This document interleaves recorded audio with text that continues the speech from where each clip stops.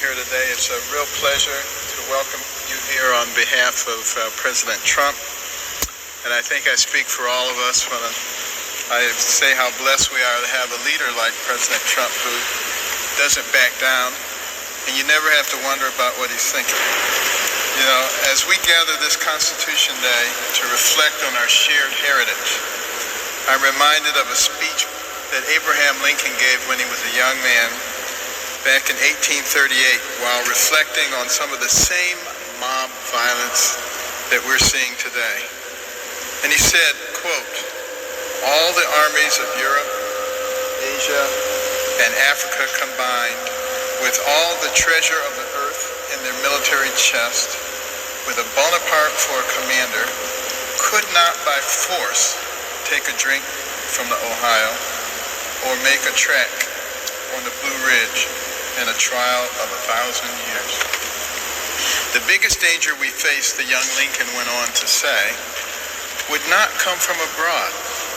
It would spring up from within. He said, "If destruction be our lot, we must ourselves be its author and finisher." Today, America is facing a coordinated attack on her history, her institutions, and her heroes. Every sin from our past is highlighted and every triumph is buried. Some individuals seem only interested in burning down our country and dividing us on the basis of race, gender, class, faith, or numerous other variables. But that very history, as our forefathers understood, is what shapes our society's identity, and our identity is the spring from which we form our beliefs. By destroying those things, you create a blank slate from which to start anew, which is what some people want to do. What these individuals fail to realize is that as Americans, the things we share in common far outweigh our differences. We must keep in mind what unites us while resisting those voices which seek to destroy us. In order to prevail over our woes, we must seek a united resolution, not a Democrat resolution or a Republican resolution, but an American solution. This Constitution Day, we once again turn to the wisdom of the past to guide us in the present, and we continually draw upon the great figures of our history to elevate our minds, ennoble our souls, and inspire our deeds today. We are indeed fortunate to live in this nation, the destination country for so many others, the only place where people form caravans trying to get in here, not trying to get out. But we, the American people, in order to save this country, must recognize that we are not each other's enemies, and we must be weary of those who wish to fundamentally change us. We must always remember that our history is what gives us our identity, and our identity is upon which our beliefs are built. And if you destroy those things, you make it very easy to deceive people. We're not perfect. We don't have a perfect history. But wise people learn from the past. Unwise people try to bury the past. We get to decide which one we want to be. So thank you again, everyone, for gathering here today to bring attention to the history of this great American experiment. And thank you for all you do for our country and her people. Thank you, Dr. Carson. What a splendid man he is. My name is Larry Arnn. I'm to moderate this panel. I work at Hillsdale College. This is a panel on the recovery of the history of our country, which is being distorted as an act of policy. And we have here several experts who know about the distortion and who know about the history. And we will proceed roughly from people talking about those distortions and other people talking about how to correct them and correct the history. I will say that it's America itself is at stake, and freedom is at stake, but also humanity. is at stake in this argument. I'm teaching a course this term on totalitarian novels. And in the novel 1984, which is the grimmest of them, the protagonist has a job. Winston Smith is his name, and his job is to rewrite history.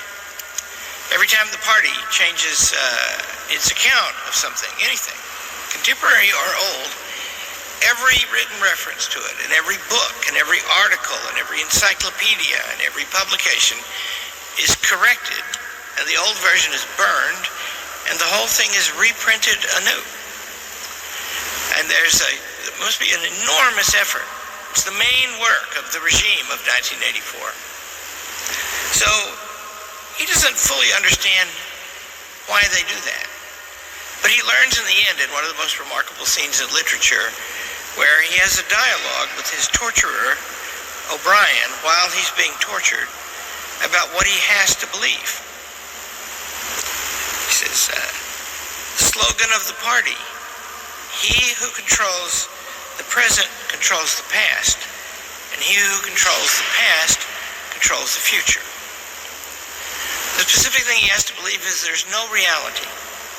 And that means that he has to learn to do doublethink, they call it, where things he remembers never happened. Everything can be wiped out, and if you think about it, the most we know about reality, we know about the past. Because the future is not here, and the present is fleeting and hard to observe, and the past is a record. That's what gave rise to Aristotle, echoed by Thomas Aquinas, saying, one of his most famous things, this alone is denied even to God, to make what has been not to have been. If there's any reality, the past is not malleable. The way we teach history in the schools today is a product of a centralized system that begins first in the elite universities and then in the schools of education, which are usually not so elite, and then down through bureaucracies that provide curriculum, and those start at the federal level and run down through the states. And so the view of American history is legislated, and then it's reflected in textbooks that are the choosing of which are led by the big states. And so students don't know. Here's a simple example. It's a common knowledge among young people today because all the books said that Thomas Jefferson was a hypocrite because he wrote the Declaration of Independence and yet he was a slaveholder. And those are true things. He did do those things. But what they're not told is that he thought himself that the Declaration of Independence condemned the institution of slavery. He himself said beautifully, and things like this many times, but the most beautiful was, in the contest between the master and the slave, the Almighty has no attribute that can side with us. I tremble for my country when I think that God is just. I live in Michigan, which is part of the Northwest Territory, which is the first land added to the American Union. And that land came from Virginia, a slave state. And the moving force behind the gift to the federal government of that claim of Virginia to the West was Thomas Jefferson, a slaveholder. And in that gift of land, it was established in the Northwest Ordinance that there would never be any slavery in that part of the world. And sure enough, slavery was abolished in more than 60% of the Union in 40 years. So they don't learn that. And if they did learn that, it's not just true that it would open the way for them to love and understand their country better, it would also teach them to learn and understand things. Human things are like that, right? It's never perfect. It can't be. The great Lincoln says that the Declaration supplies a standard maxim for a free society, ever to be striven for, never to be perfectly attained. A soul that knows that growing up knows that life is going to be hard and have challenges, and they've got to try to do well, and they won't do perfectly any better than anybody else did in the past, but they could do well. What's at stake finally is the relationship between the Declaration of Independence and the constitutional forms by which the country is governed. The Declaration of Independence prescribes under the laws of nature and of nature's God. And if that expression means anything, it means something eternal. or it means nothing. It prescribes a kind of government in which ultimately it rests on us. But you have to have forms and institutions to make that work. It's simple if you're Hitler. He passed an enabling act, and that meant whatever he says goes. But, so, there's a contest now for the being of the country and our understanding of reality. And I thank the White House for putting this together, and Vince Haley and the others who've worked on this. And I thank the President for his keen interest in this subject, which holds a promise for the future. Now, our panelists will begin with Dr. Mary Graber. She is a resident fellow at the Alexander Hamilton Institute for the Study of Western Civilization. And she's done many great things.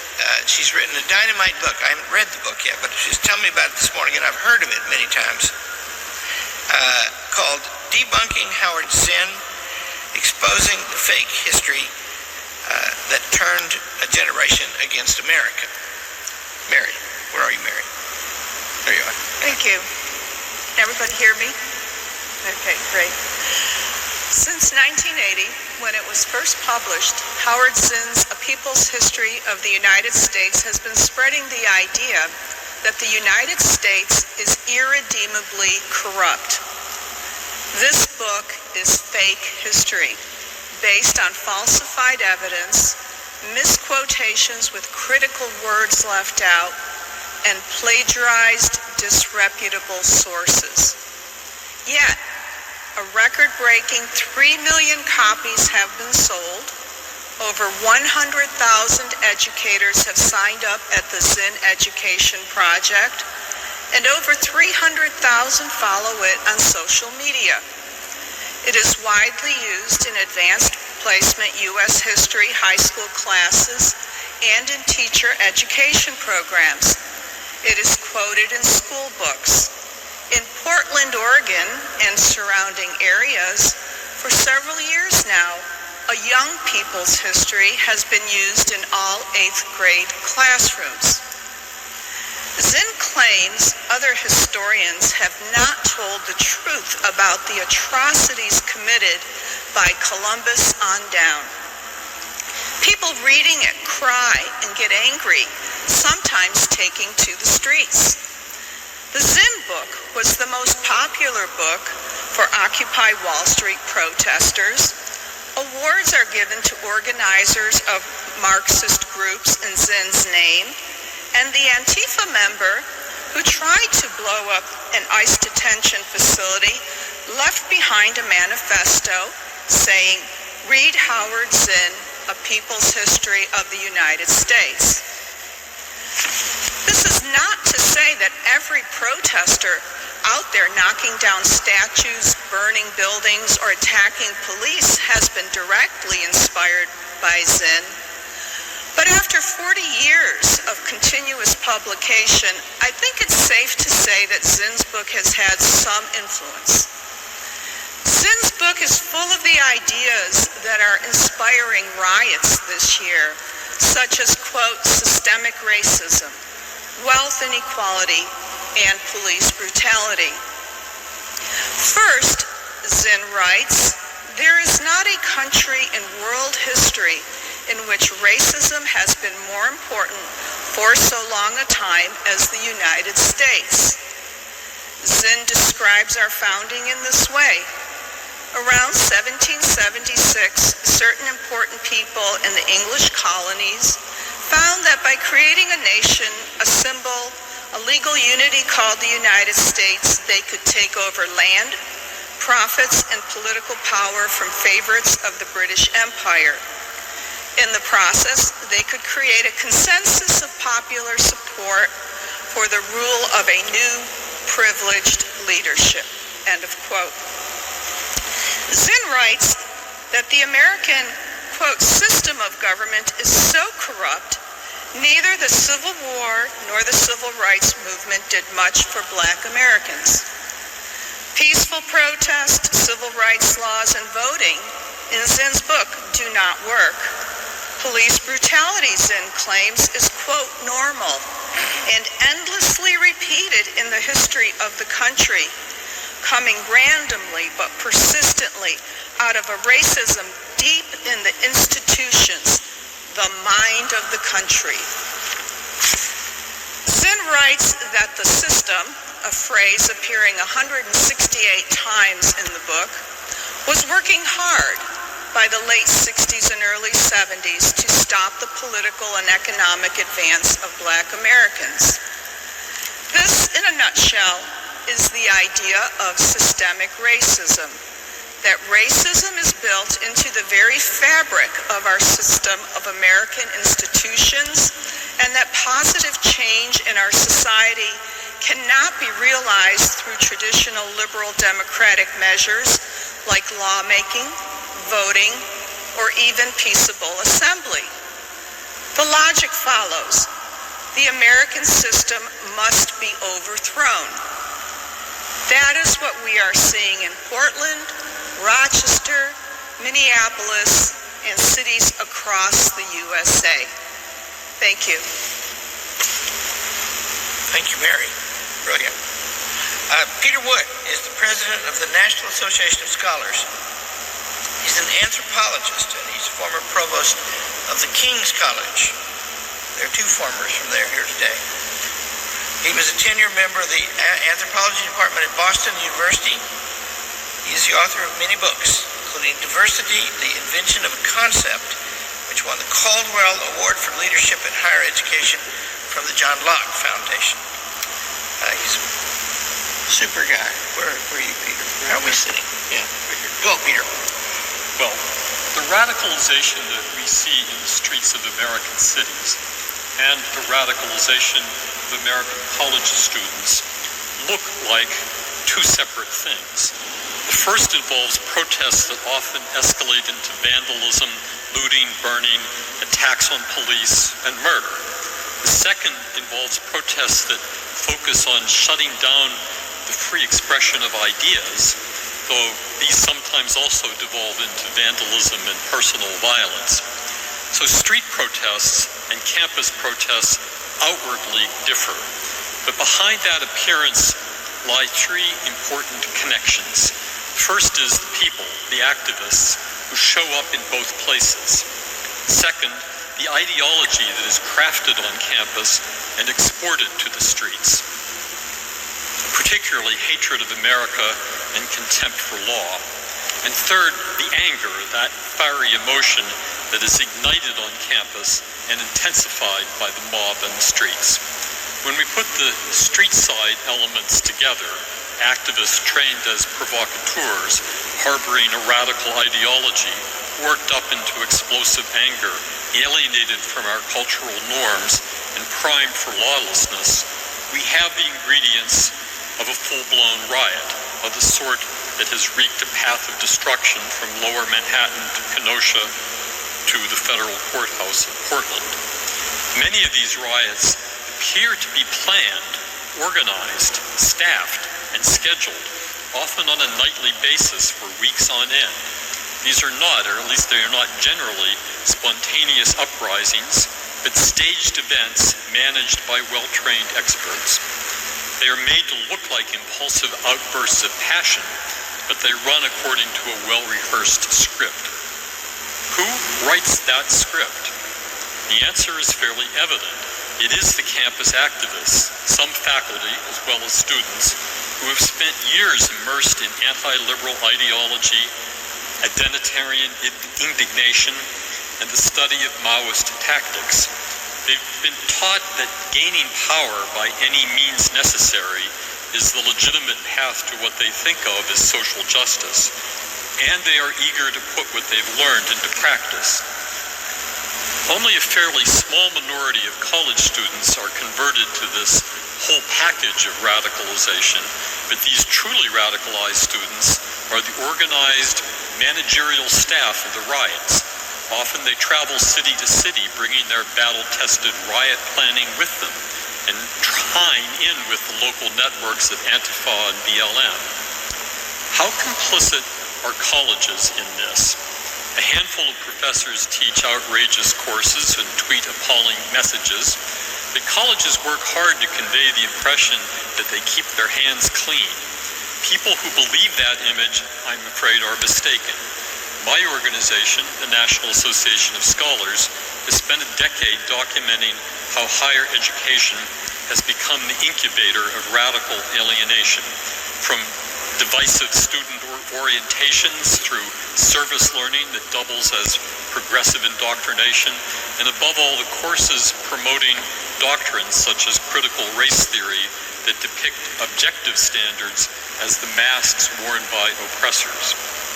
The old courses that taught students something meaningful about Western civilization and the American founding have simply vanished in the fire and smoke of the new Hate America First curriculum. Some students shrug all this off and move on to a productive adult life, but for too many others, it becomes a vocation. Even students who are immune to the lure of radicalism pay a price. They are deprived of the education they deserve, an education that teaches a full understanding of how our self-governing, prosperous, and free society came to be and what we must do to sustain it for the generations to come. This is a loss for those students and for our country, because if there's one thing that history teaches, it is that civilization does not simply endure on its own. Neglected or attacked outright, our civilization could quickly disappear. It is disappearing, and if we do nothing to stop it, it will disappear soon. The current wave of protest grew from the decades of efforts by the radical left to turn our colleges and universities into incubators of profound dissatisfaction with the American way of life. Colleges learned to package this disdain for America behind the beguiling rhetoric of diversity, but in too many cases, they left their graduates a legacy of cynical contempt for their own civilization, and in some cases, a proud delight in destruction for its own sake. Higher education shuns this verdict and sees itself as part of the noble enterprise of promoting positive systemic change. Those of us who cherish Western civilization need to hold higher education accountable for the systemic change it has actually accomplished in the form of the misguided people in the streets, some of whom have an Ivy League diploma in one hand and a Molotov cocktail in the other. Thank you, Peter. Alan Gelso is one of the top historians of the Civil War ever. He has a PhD in history from the University of Pennsylvania. He's a senior research scholar in the Council of Humanities at Princeton University, where he directs an initiative on statesmanship and politics in the James Madison Program in American Ideals and Institutions. He's a senior fellow of the Claremont Institute and a visiting fellow of the Heritage Foundation and its Fulner Institute. He's written some great books, and I've read all of them but one. Abraham Lincoln, Redeemer President, Lincoln's Emancipation Proclamation, The End of Slavery in America, and Gettysburg, The Last Invasion. And all of those have won the Lincoln Prize, because who else would you give it to? Alan Gelso. The story of most human societies has followed a more or less predictable pattern. It is the pattern of tribes. Sometimes of tribes establishing control over others by war or subversion, or of tribes breaking free of that control, and in both cases led by a charismatic leader whose reward is godlike power over all. These tribes identify themselves by language or ethnicity or soil, but their story is mostly the same. Us, not them. Power, not liberty. Stasis, not transformation. 244 years ago, from the intellectual milieu of the 18th century Enlightenment, one nation broke with this pattern, identifying itself by the natural and inalienable rights of all men, has received not from some legendary leader, but from the Almighty Creator himself.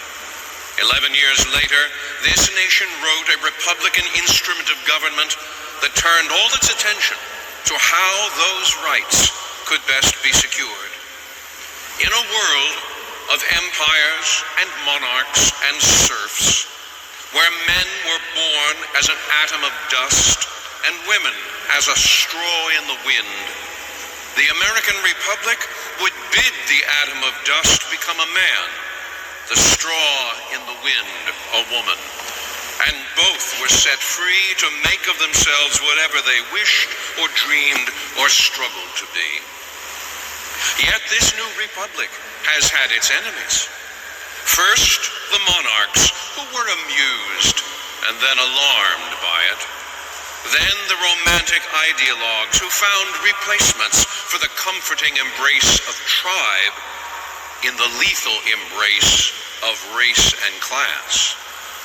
Through these challenges, our best protection has come through our history, through the remembrance of a great soldier who laid down his commission rather than seize power, of a shrewd lawyer whose hand freed slaves and wiped out the Republic's ugliest birthmark, of an enslaved man who lived to be the greatest example and the greatest preacher of self-made men, of an actor who bade the walls of tyrants come tumbling down. In truth, history has been our only protection, for we have no ethnicity, no tribe to fall back upon. Only our vivid dedication to an Enlightenment ideal, stretching from every battlefield and patriot grave to every living heart and hearthstone. But our history is not in good health. Sometimes its illness is one of neglect. In our anxiety for dominance in science and technology, history has been nudged aside, so that in 2014, the National Assessment of Educational Progress showed that only 18% of American 8th graders could be considered proficient in U.S. history, while fully one-third do not know when the Civil War occurred, and 40% could not identify the words of the Gettysburg Address with Abraham Lincoln. Sometimes, however, our history's eclipse has had more malign sources, in those whose ideology leads them to cast the American experiment in as grim a shade as possible, so that the way can be made over the ruins of the Republic for some imagined new order, which, in the end, turns out to be only a new tribalism. Pick up the newest issues of our flagship historical quarterlies, and their contents will often be an unrelieved witches' sabbath of condemnation of the American past and the improbability of an American future, of a revolution concocted to defend slavery, of capitalism which is coterminous with bondage, and with truth at the mercy of narrative, and never a thought to whether this will build up rather than tear down the souls of its readers. The ideologues are not unwise in crafting a strategy which tells us that our history is a balloon sent aloft to decoy us from the tracks of the powerful. If we wish to imperil the American experiment, we can find few more sinister paths to that peril than by forgetting, obscuring, or demeaning who we were. For that will tell the story of who we are and who we will become. History is not merely a trot line of metaphors to be analyzed purely as a construct of language. It is not a novel. It is about specific people in specific places within specific events, and to treat it otherwise is to entertain nonsense and to invite the production of despair and discouragement. But our energies cannot be consumed in merely pulling down the pullers down. Fellow citizens, said Abraham Lincoln in 1862, we cannot escape history. We of this Congress and this administration will be remembered in spite of ourselves. We must think anew and act anew, and then we shall save our country. Like Nehemiah of old, we must weep for the memory of a city in ruins, but we must also be those who say, as in Nehemiah's time, let us rise up and build again. Thank you, Alan. I should have said that Alan is also an actor who never went into that line of work. Victoria Spiotto is a prodigy. She's a student and future teacher from Northern Virginia. She's finishing her 5th year at the University of Virginia. Has a bachelor's in French government and getting a master's in teaching. At school, she leads the Young Americans Freedom Chapter. We have one of those at Hillsdale, and that may be the only place they don't cause trouble. She's also a polyglot who focuses her studies on elementary teaching and language immersion experiences abroad. Victoria. My name is Victoria Spiotto, and I'm a student at the University of Virginia. I love and appreciate my university, which is part of the problem, but also potentially part of the solution that I would like to discuss here today. The University of Virginia was founded by Thomas Jefferson, a man who is notable for his steadfast belief in individualism, natural freedom, and the full and free use of human intellect in the search for truth. Jefferson helped lay the foundation for a government under which every American could pursue happiness as a freely choosing individual. He founded an academic institution with the goal of fostering a community of lifelong learners, people who inquire about the world in search of truth. He hoped that UVA would strengthen this country by being a part of teaching its citizens the lessons of history. Most of all, Jefferson wanted Americans to study the history of liberty and how freedom can sometimes be pushed aside by tyranny. Jefferson's University still lives and fosters innovation and progress to this day. However, some of this academic progress we see in American academia and student culture today is rather regressive. Instead of freely exploring different points of view, which is what college is supposed to encourage, honest debate is sometimes shut down. Labels given for being on the wrong side are based on the simplistic binary of being good or bad as a person.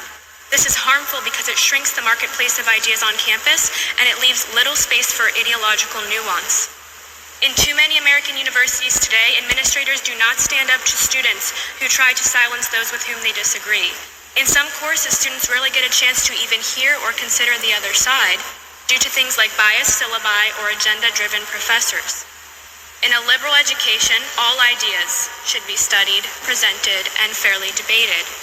What's more, the new norm of rewriting or reframing history that now permeates into scores of campus cultures may play a role in endangering the very foundation upon which my university and our country stands, the legacy of the Founding Fathers. While embraced forms of critical theory suggest that it is best to view the world through the paradigm of power and physical characteristics, I believe and stand by the fact that truth stands alone and that we must not surrender our search for it. I do not believe that the principles of liberty and equality written by Thomas Jefferson into the Declaration of Independence are just lies used by the powerful to manipulate the public. Yet that is what critical theory teaches. But truth is not just a trick of the power. In fact, it is the foundation for American prosperity. We should not manipulate truth and history in order to superficially cater to a subjective and often offensive idea of diversity, which views people as only labels and sacrifices the natural individuality within those manufactured groups.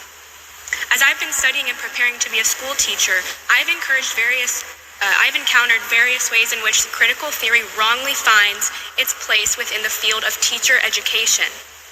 Many academic institutions plant these ideas, and professors and their students water and nourish them unchallenged. Critical theory stands against our founding principles, and above all, the place of equal individual liberty in our society. I do not believe that students should be treated differently because they fit in certain categories.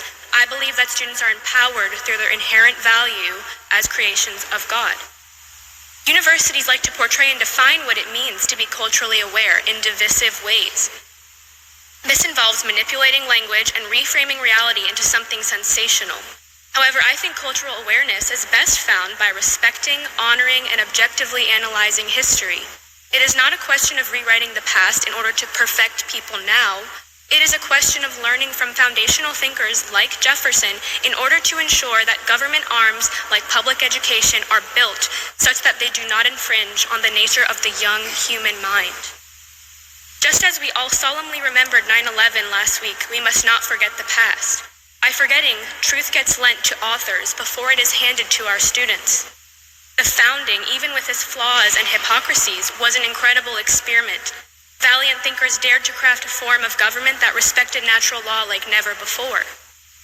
This should be viewed through the objective lens and remembered as a part of preserving our way of life. The trends in higher education's cancel culture are dangerous. To cancel the founding fathers for being hypocritical is to cancel the very ideas which lie at the basis of civility and individual liberty.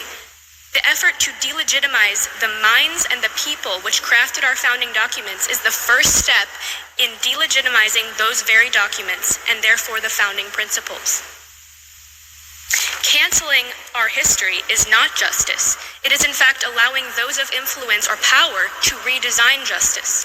Principles like justice, fairness, and truth are principles that should not be redefined and packaged in critical theory's wrapping paper. This rewrapping seeks to foster disdain for the virtues and pillars that allow people to reach their individual potential without needing the government. The Constitution empowers us, especially us young students, to build our own destinies. By regarding our founding documents as sacred, we are inevitably recognizing that we as individuals are of value as well. My university's founder took it upon himself to courageously contribute to a world-changing project. By the same token, why shouldn't young Americans do the same by committing to historical integrity and objective truth at a time when that history is being wrongly reframed? Where the new woke campus culture claims to be unbiased and in support of an objective, non-discriminatory worldview, it actually creates the most selective and prejudiced system of them all, that of concentrated power. When it determines that everything is a question of power, they will use that power to silence others and reframe the truth of our past. Anyone who has read the world history that Thomas Jefferson wanted us to study will know that this is the path to tyranny. May universities continue to be places where great ideas, as opposed to grave injustices, are born. I hope that my reflections on the direction of our colleges and universities can make a positive contribution to the broader discussion we are having here today about our beloved American history. Thank you. Prodigy indeed. Thank you, Victoria. So all of the speakers here have something to say about how to fix this problem. The next four are going to talk chiefly about that because they have big things going on aimed in that direction. And the first of them is the great Bill McClay. He's the Blankenship Chair in the History of Liberty at the University of Oklahoma, although I have inside information that he's soon to go to Fine Place.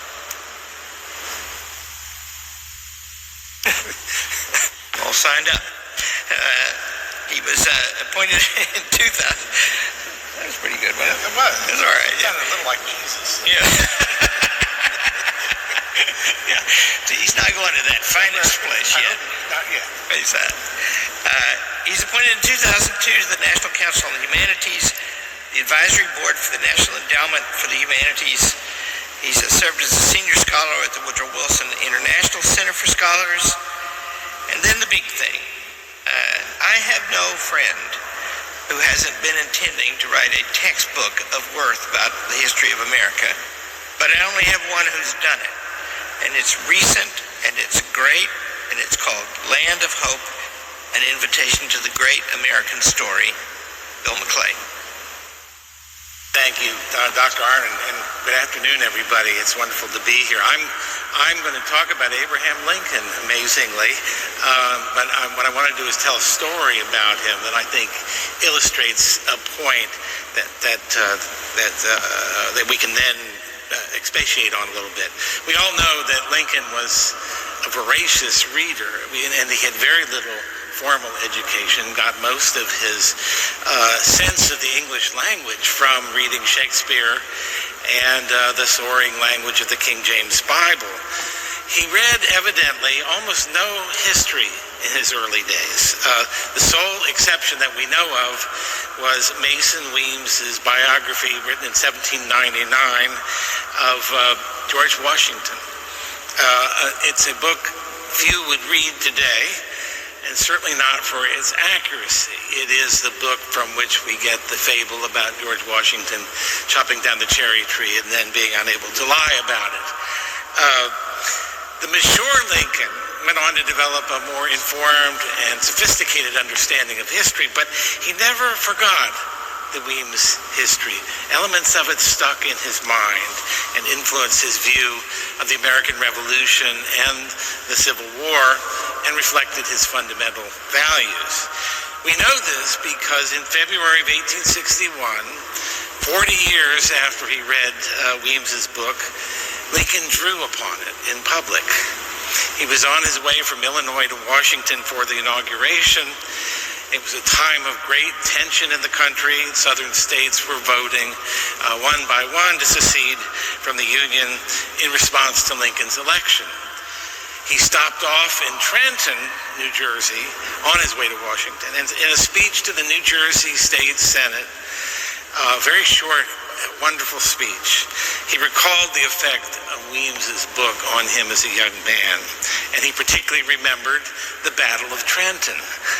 I quote, "I remember all the accounts of the battlefield and struggles for the liberty of the country, and none fixed themselves on my imagination so deeply as the struggle here at Trenton, the pivotal battle."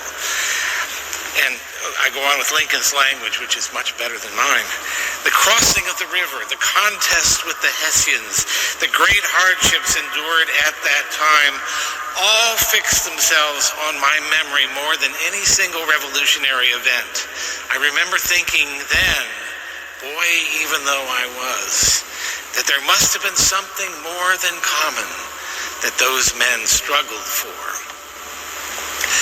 And that something, he went on to say, was even more than national independence, something that held out a great promise to all the people of the world for all time to come. It was the perpetuation of the Union, the Constitution, and the liberties of the people in accordance with the original idea for which that struggle was made. Close quote. What a lot for a story to do. It helped to form a vision of the American past, a vision that was both inspiring and true, a vision that sustained him through the dark days to come, the last days of his life. Note, too, that although himself a fierce opponent of slavery, Lincoln did not focus on George Washington's history as a slave owner, even though he, of course, knew of it. He did not entertain the view, fashionable among Southern planters then and New York journalists now, that the nation was founded on slavery. No, he insisted, it was founded on other principles entirely, principles of liberty and equality and self-rule that were new in the world, as Alan Gelso has so eloquently stated. They were new in the world, principles that America was born to champion. He was right then and he is right now. So what are we to conclude from this? Do historians need to retool and start writing Mason Weems-like histories? No, absolutely not. History has to be based on truth, not on myth. But we need to remember that one of the functions of history is to serve as an expression of our shared memory, imparting to each generation a sense of membership in its own society, a sense of living connection to its own past. We need that. We need that today more than ever. John Dos Passos wrote the following words in 1941, by the way. "In times of change and danger, when there's a quicksand of fear under men's reasoning, a sense of continuity with generations gone before can stretch like a lifeline across the scary present. That sense of continuity was something Lincoln could summon, something he possessed, something that strengthened him in enduring our nation's greatest trials. Our young people today deserve nothing less. We are failing them and our country so long as we fail to give them a rich and sustaining sense of their own past, a sense that's both truthful and inspiring. It's high time for that to change. Thank you, Bill. Yes, maybe in case you're wondering, the fine place is going happens to be Hillsdale College. And it's a pretty good place. Theodore Rebarber is CEO of AAT, an organization that just received a grant from the NEA, National Endowment for the Humanities, to develop instructional units on American history organized around the book of Dr. Bill McClay. He's going to make it famous and make it used, so it can be broken down to be of greatest benefit to students. Mr. Rebarber has worked on education reform and policy for 3 decades, co-founder and education officer of a charter school management company, senior staffer for a member of Congress, policy staff at the Department of Ed, research associate at the Vanderbilt Institute for Policy Studies. Theodore Rebarber. Good afternoon. I'm deeply honored to be here and participate in this White House conference on U.S. history in the presence of our founding documents. Today is Constitution Day. It is also Citizenship Day, on which we honor all those who have attained America's citizenship. Given that, I will take just a moment to acknowledge 2 brave subjects of the East Bloc communist regime of Romania, Sergio, also known as Israel, Antonia, also known as Miriam, my parents, who left all that they knew to take their 2 young sons, myself and my brother, at the age of 6, and legally emigrated to the United States. I am forever grateful to them. Immigrants who come to America from such places do not take this remarkable country for granted. We know it has flaws. Every country does. Yet we appreciate America and love it for its freedom, opportunity, and rule of law, its never-ending efforts to address problems and injustices, and the traditions and fundamental human decency of its people, which make it all possible. The history we teach our children cannot solve all of our problems, nor should we expect it to, but it can provide a factual foundation for discussing current challenges and seeking solutions, while educating a new generation about America's remarkable heritage and what brings us together. Unfortunately, all too often, that is not the type of history we are providing our students. Others on this panel are discussing the deeply divisive misrepresentations of the 1619 Project, whose author has publicly admitted that accuracy was not her first priority. I will address the materials used in schools which have not formally adopted the 1619 effort, often assuming that these more mainstream instructional materials are safe and not prone to such problems. I will also describe history instructional materials that my new nonprofit organization, AAT, has begun developing to address these issues with an initial grant from the National Endowment for Humanities. In high school U.S. history, the most widely perceived gold standard is the College Board's AP U.S. History course. It often influences even non-AP U.S. history classes at the high school and even middle school levels. The AP U.S. History course framework, unfortunately, presents a distorted picture of U.S. history that is in some ways more dangerous due to its subtlety when compared to the 1619 Project. The casual reviewer is unlikely to notice what is not present. or patterns that only become clear when one analyzes the document as a whole. For example, the main AP US History course framework refers to property 5 times, of which 4 are in a negative context of restricting the right to vote based on property requirements. The only reference to legal protections for property rights, a more positive context, refers to the Northwest Ordinance, a relatively obscure reference to most non-historians.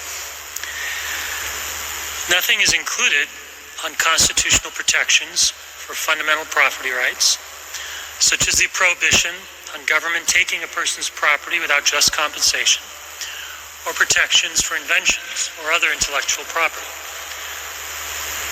Stepping back and in considering our current social context, if property has been presented to students mostly as an example of historical injustice, what does this suggest to students about the need to respect the private property of others? In the case of religion, with few exceptions, the references are vague formulations about divergent views or new beliefs. There's nothing explicit referencing the Bible or Jews or Judaism. The few references to Christianity or Christians in the framework are mostly negative, including as a cause of the conquest of the New World and participants in colonizing and exploiting native populations and Africans.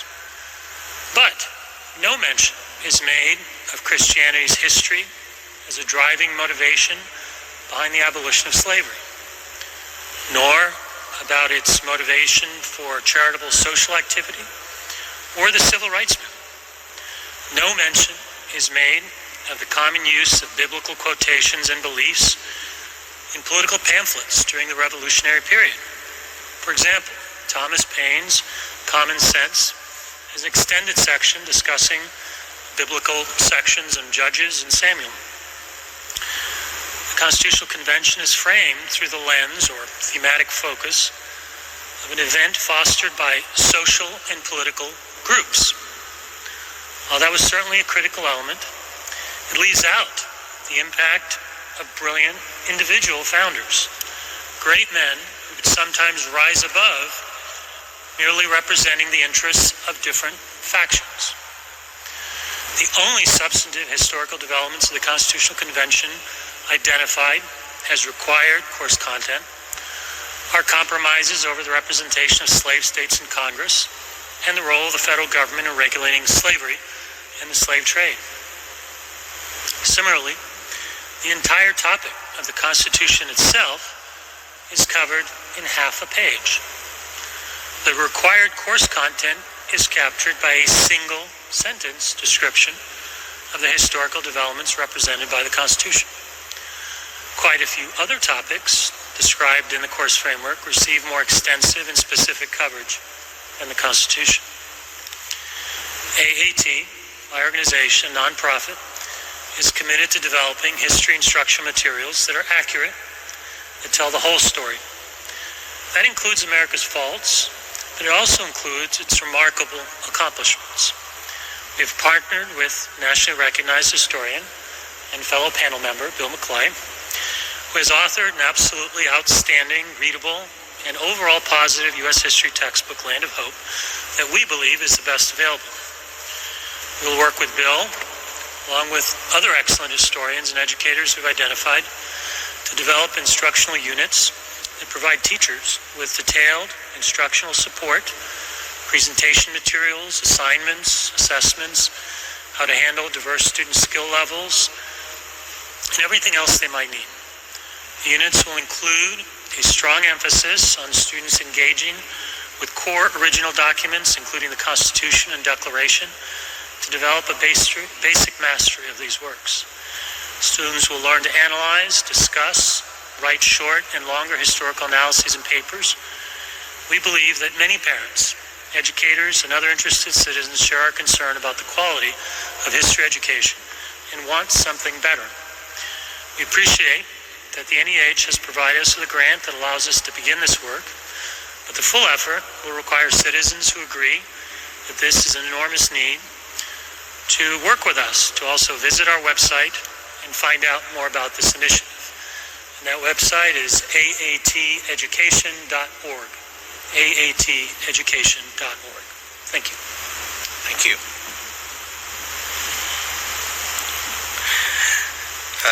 Robert Jackson is the director of the Institute for Classical Education, and he's the chief academic officer of a network of charter schools called Great Hearts. And I think there must be close to 30 of those now. 32. 32. Yeah, see, they're just bursting at the seams. And they're a great thing. I happen to know a little about them.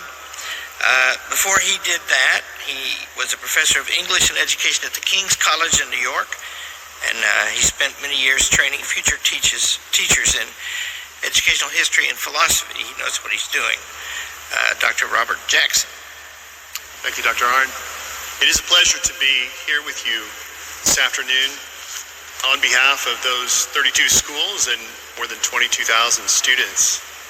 I want to speak just for a few moments about the nature of teaching American history and why it is so important. It is, in fact, a civic duty as we teach American history, one that should be undertaken with great care and a profound sense of gratitude. For it is a national story that has been entrusted to us. By faithfully transmitting that story to the young, we are giving shape to the minds and the hearts of the next generation. Consider the following examples. When an elementary-aged child hears the story of our first president's farewell address, that child learns to recognize the nature of personal integrity embodied in the life of George Washington. When a middle schooler learns that Thomas Jefferson drafted the original Declaration of Independence with a section designed to abolish slavery, though Jefferson was a slave owner, that young person learns to recognize the limitations of our most admirable founders. Or when a high schooler reads Frederick Douglass's stirring 1852 speech, "What to the slave is the 4th of July?"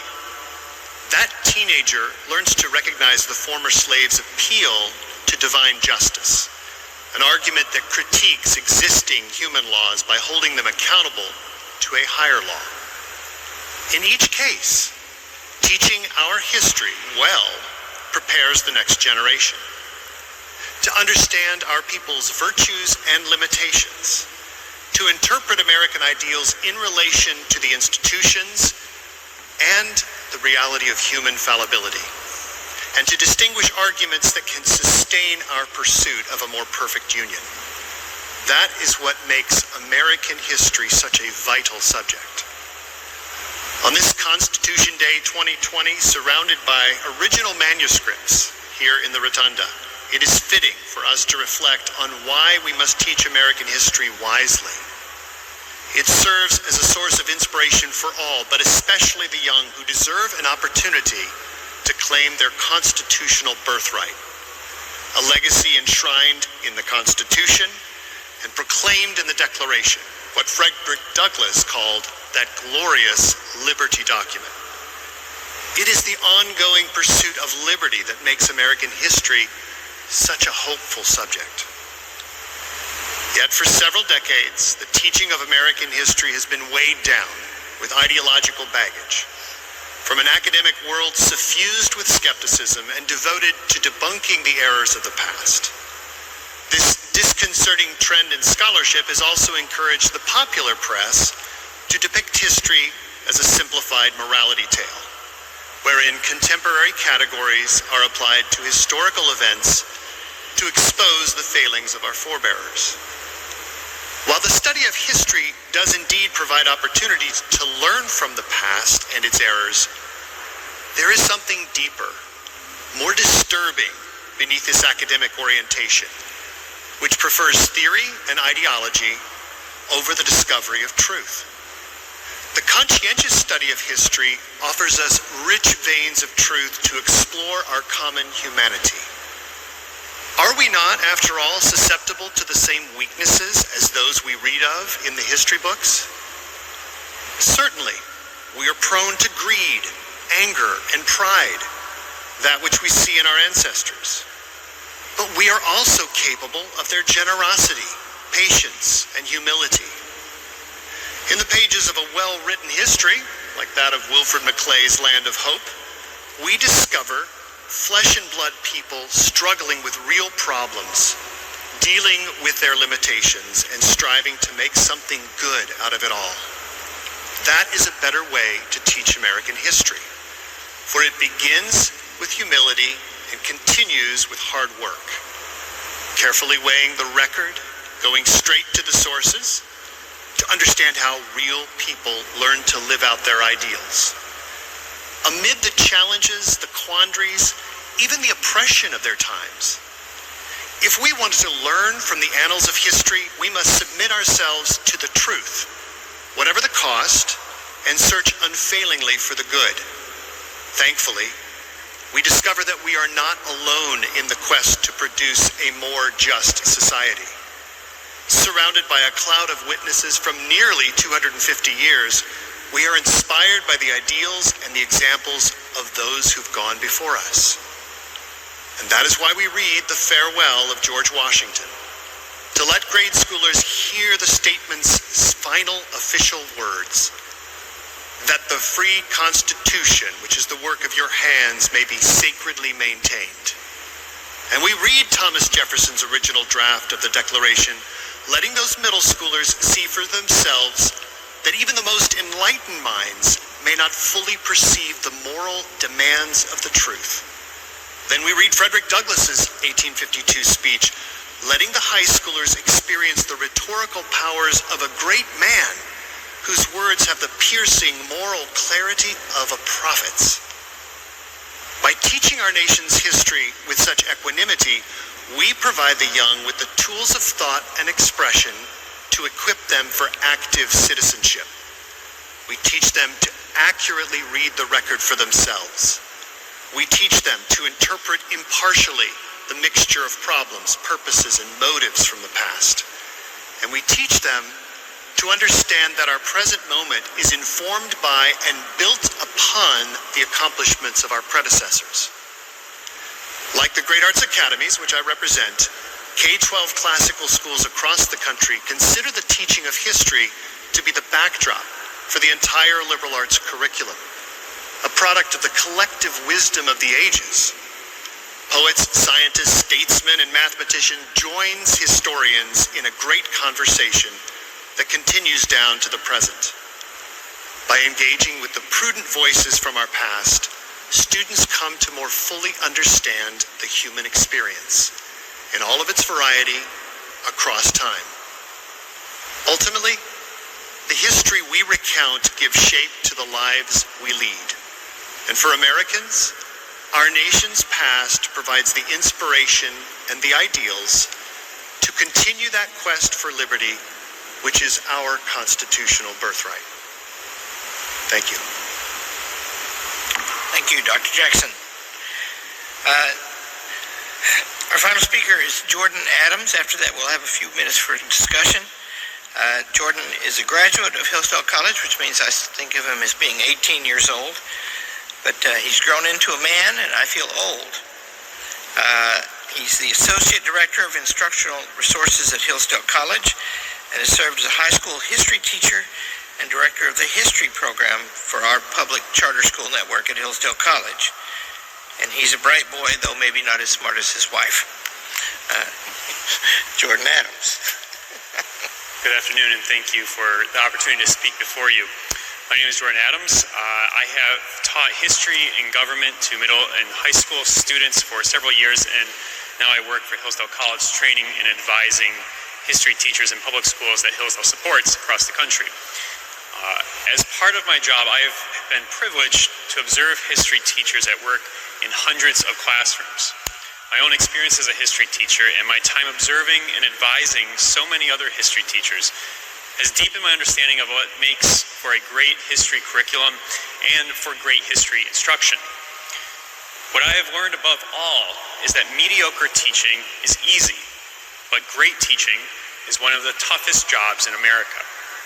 Teaching is a labor of love, and great teachers have a love for two things. First, their students, and second, their subject matter. Because they desire the good for both their students and their nation, great history teachers work tirelessly to share their love of American history with their students. Many of today's young Americans have never encountered this love for America's story. Cynical, deconstructionist, cherry-picking histories, such as those of Howard Zinn and the magazine articles of the 1619 Project, have neither love for America's story nor its students uppermost in mind. Instead, they pursue absurdly simplistic explanations like class struggle and systemic racism.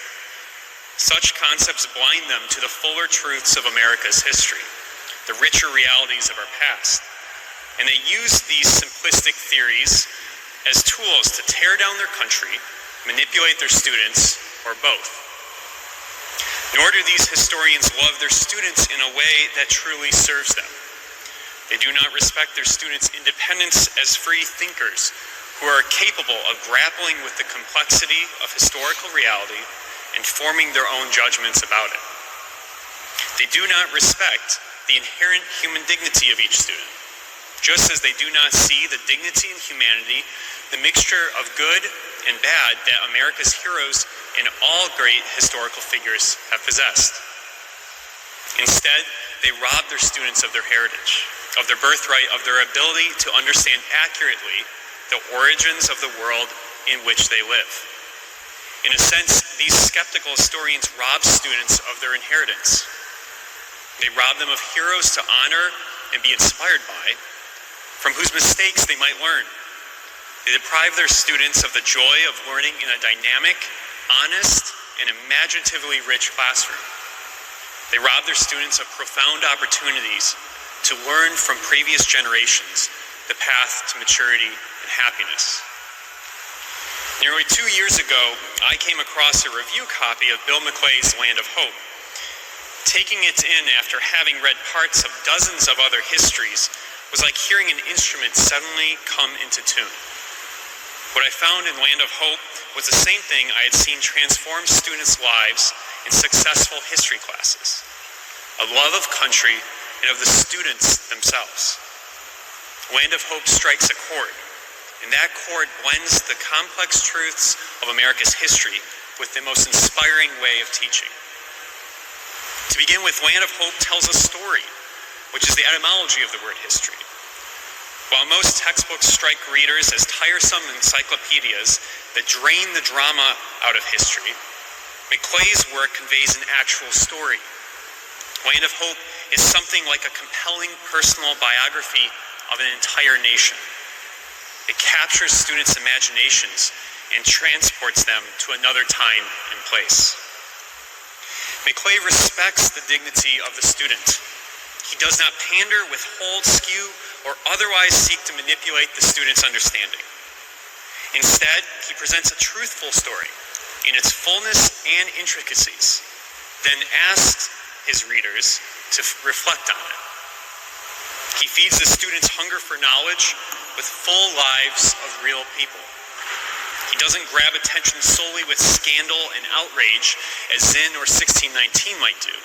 That is the easy way out, a way that kills off a student's natural sense of wonder, and more often than not turns molehills into mountains.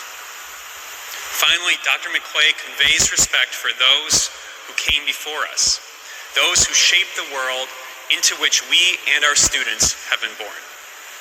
He knows that no one is perfect, just as no one is without some measure of goodness. He presents America's heroes as they were and asks students to judge them based on the totality of their words and deeds, rather than the scandalous few. McClay wants students to applaud and preserve what is good in our history and our heroes. Yet he also bids us condemn the bad while learning from the ways in which our country and its heroes have fallen short. It is, of course, imperative that students come to understand what makes America exceptional. There is no precedent in the history of humankind for a nation founded on ideas of individual liberty, equality, and a capacity for self-government. There is no precedent for a people working, fighting, and dying to prove the truths of those ideas. That a nation built around these ideas should become the freest and most prosperous nation ever to have existed is no accident and is never more than a single generation of corrupted education away from extinction. America's founders rightly reminded us that the ultimate determinant of our success as a nation would be our ability to sustain a virtuous and well-educated citizenry. The dangerous state of American history education today is about to prove our founders right yet again. Restoring the true teaching of American history would give our young people and our nation a fighting chance to turn the tide, preserving their American inheritance for another generation. Thank you. Thank you, Jordan.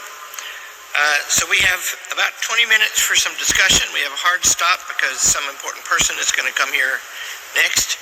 And I'd like to begin by saying, Dr. Carson, would you like to say anything, having heard all that? Well, first of all, I'd like to thank fellow panelists for some very provocative thoughts.